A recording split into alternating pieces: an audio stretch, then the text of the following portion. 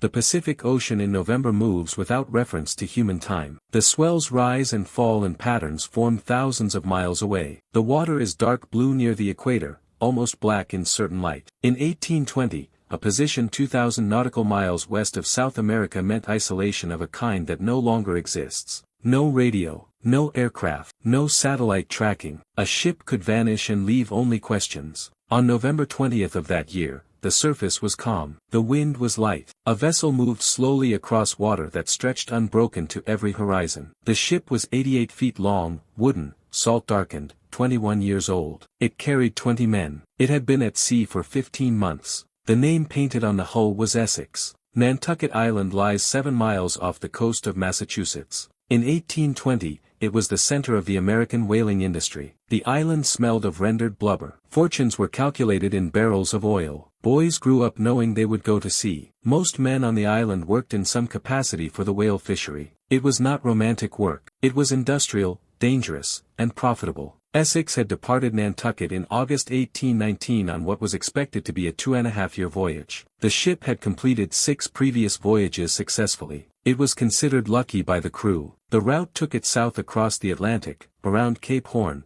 and into the Pacific hunting grounds off the coast of South America. Whaling ships sailed for years, stopping only to take on provisions or transfer barrels of oil to vessels returning home. The captain was George Pollard Jr., 29 years old, a Nantucket native. He had sailed on Essex twice before as an officer. This was his first command. The first mate was Owen Chase, 21, also from Nantucket. He had a wife at home who was pregnant when he left. The second mate was Matthew Joy, 26. The crew included 3 boat steerers, a steward, a cabin boy, and 13 seamen. The youngest was Thomas Nickerson, 14 years old. Several men were black, several were teenagers. Most had been to sea before. A whaling voyage followed a rhythm. The ship sailed to known whaling grounds. When whales were sighted, whaleboats were lowered. Each boat carried 6 men and pursued the whale. When close enough, the boat steerer threw a harpoon. The whale dove or ran, dragging the boat behind it. Eventually it tired. The men pulled themselves close and drove a lance into the animal's lungs or heart. The whale died slowly. Its body was towed back to the ship. The blubber was stripped away and boiled in iron pots on deck. The oil was stored in barrels in the hold. Essex had experienced trouble early. A few days after leaving Nantucket, a squall knocked the ship on its side in the Gulf Stream. 2 whaleboats were lost. The officers debated returning to port but decided to continue. The ship rounded Cape Horn in January 1820 after a difficult passage. It met other whalers in the Pacific and learned that the coastal hunting grounds were becoming depleted. Another captain mentioned offshore grounds more than 1,000 miles from land where whales were still abundant. In September 1820,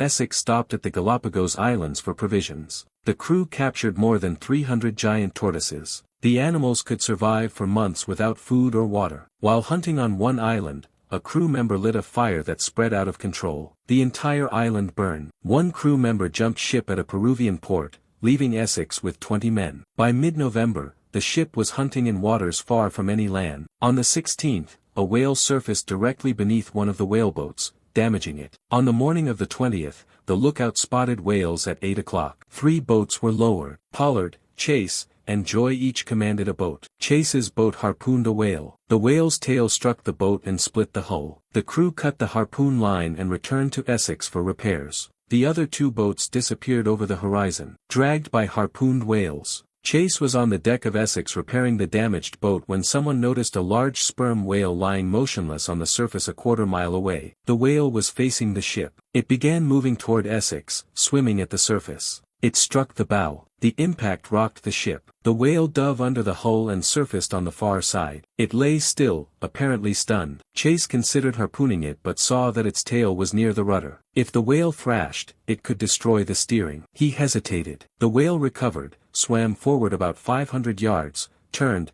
and came at the ship again. The second impact crushed the bow timbers. The whale's head became lodged in the shattered wood, then pulled free. It swam away. Water poured into the hull. The bow began sinking. Men below deck felt the angle change and came up to find the ship flooding. The steward ran below to grab the captain's sea chest, which contained navigational instruments. Other men salvaged what they could. Within minutes it was clear the ship would sink. The 2 other whaleboats returned to find Essex on its side, partially submerged. Pollard stared at the wreck without speaking. He finally asked what had happened. Chase answered that they had been stove by a whale. The crew spent 2 days salvaging supplies from the wreck. They retrieved 600 pounds of hardtack bread, much of it soaked with seawater. They found water casks, tools, sails, navigational equipment, and 2 surviving tortoises. They divided everything among 3 whaleboats. Each boat was about 25 feet long, designed for hunting, not for open ocean voyaging. Essex had sunk approximately 2,000 nautical miles from the South American coast. The nearest land was the Marquesas Islands, 1,200 miles to the west. Pollard suggested sailing west with the prevailing winds. Chase and Joy disagreed. They feared the inhabitants of the Pacific Islands were cannibals. This fear was widespread among sailors, though largely unfounded. They decided to sail south 1,500 miles, then turn east toward Chile or Peru, hoping to encounter another ship. The total distance would be between 3,000 and 4,000 miles. On November 22, the 3 boats set sail. 20 men in boats that leaked constantly. The boats had makeshift masts and sails. They sat low in the water. Waves broke over the sides. Food and water were rationed from the start. Each man received a small portion of bread and a cup of water daily. The soaked bread increased their thirst, but they ate it anyway. After 10 days, they began killing the tortoises. The boats sailed south. Storms scattered them, but they managed to stay together. The men's skin burned and cracked. Salt sores opened on their hands and feet. They bailed water continuously. Those not working lay in the bottom of the boats. Sleep was difficult. The boats were cramped and wet. At night, the temperature dropped. On December 20th, 1 month after the attack, they reached land. It was a small island, uninhabited. They believed it was Ducie Island. It was actually Henderson Island. The island was 3 miles long, surrounded by cliffs. The interior had scrub vegetation. The men found birds, eggs, crabs, and edible peppergrass. They found a spring of fresh water below the tidal. For the first time in a month, they ate and drank without rationing. After a week, the island's resources were depleted. On December 26, they prepared to leave. 3 men asked to stay behind. Their names were William Wright, Seth Weeks, and Thomas Chappell. They were not Nantucket natives. They calculated their chances were better on the island. Pollard promised to send rescue if he reached South America. The remaining 17 men departed on December 27. The boats carried limited food from the island. It was gone within days. They returned to minimal rations. On January 10, Matthew Joy died. He had been ill before the voyage began. His body was given to the sea. On January 11, Chase's boat became separated from the others during a squall. They could not reunite. The ocean was empty. The men were starving. Their bodies consumed their own muscle. Movement became difficult. Thinking slowed. On January 20, Richard Peterson died in Chase's boat. His body was buried at sea. The same day, in another boat, Lawson Thomas died. The men did not bury him. They ate him. Over the following days, as men died in 2 of the boats, their bodies were eaten. Charles Shorter, Isaiah Shepard, Samuel Reed. The men carved the flesh and ate it raw. There was no fire. On January 29, 2 boats became separated in the night. One boat, commanded by Obed Hendricks, was never seen again. Months later, a boat with 4 skeletons was found on Ducie Island. By early February, the men in Pollard's boat had no food. 4 remained: Pollard, Charles Ramsdell, Barzillai Ray, and Owen Coffin. Coffin was 16, Pollard's cousin. On February 6, they drew lots to determine who would die. Coffin drew the short straw. Lots were drawn again to see who would carry out the act. Ramsdell drew that lot. Coffin was shot. The 3 survivors ate his body over the following days. On February 11,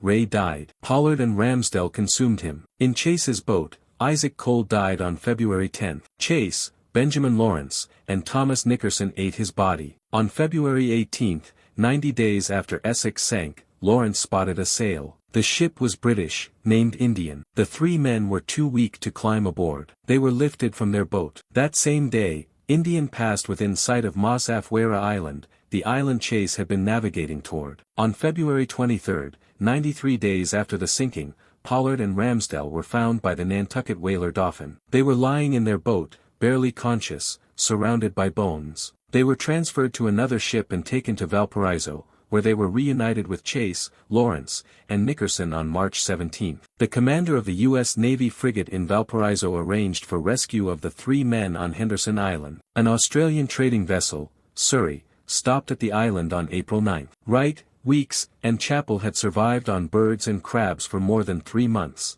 They were emaciated but alive. Of 20 men, 8 survived, 12 died, 7 of the dead were eaten. The survivors returned to Nantucket in summer 1821. Rumors of cannibalism had preceded them. The practice was understood as a last maritime resort but not discussed. Owen Chase published an account within months. Thomas Nickerson wrote one 56 years later. It was lost until 1960. George Pollard returned to sea in 1822 as captain of another ship. It wrecked on his first voyage. No one died but his career ended. He was considered cursed. He became a night watchman on Nantucket. Every November 20th, he locked himself in his room and fasted. He died in 1870 at 78. Owen Chase continued whaling. He married 4 times. In later years he suffered headaches and nightmares. He hid food in his attic. He spent years in an asylum. He died in 1869 at 73. The others lived quieter lives. Lawrence and Ramsdell became captains. Nickerson moved to New York, then returned to Nantucket in old age and ran a boarding house. Herman Melville met Pollard in 1841 while whaling in the Pacific. He later received a copy of Chase's narrative. These encounters shaped Moby Dick, published in 1851. The novel's climax, a whale destroying a ship, came directly from Essex. The wreck was never found. It lies in water more than 2 miles deep, in a location estimated but not precisely known. The whale's remains are presumably nearby. Both ship and whale rest on the ocean floor in darkness. The men survived by making decisions under conditions of starvation, dehydration, and fear. They chose not to sail to the Marquesas. They chose to leave Henderson Island. They chose to draw lots. These decisions allowed some to live and required others to die. Afterward, they carried them. The ocean where Essex sank is no longer empty. Ships pass regularly. Sperm whales have partially recovered from near extinction. They still dive to great depths, hunting in darkness, making sounds that travel for miles. It is possible the whale that struck Essex heard something that triggered a response. It is also possible the encounter was accidental. The story became one about survival and about what men do when all options are exhausted. It is not about heroism. It is about men adrift, slowly dying, making choices. The distance from help was not only geographic, it was moral and psychological. They were 800 miles from land but also beyond the world they knew. The men who lived carried the memory. The men who died left bones that sank to the Pacific floor, joining whales and ships and all things that could not float forever.